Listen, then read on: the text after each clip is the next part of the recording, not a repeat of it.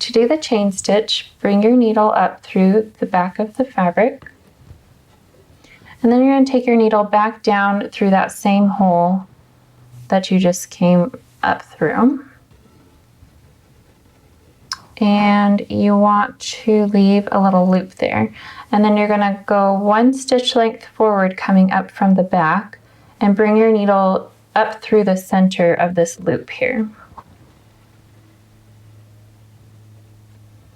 And then don't pull it too tight because you want that loop to stay there so you can see it. And then same thing, you're going to go back down through the hole that you just came out of, and that's going to be in the inside of that last stitch this time. And leave a loop, come 1 stitch length forward, and make sure that that comes up through the center of that loop. And then give it a little tug, but not too tight. So again, back down through the hole, up 1 stitch length forward through that loop.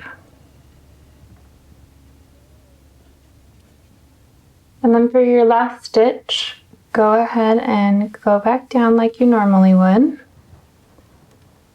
Come up through the center of your loop. And then you're just going to secure that last stitch by going down slightly away from where you came up out of.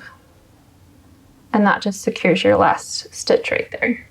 And that is how you do a chain stitch.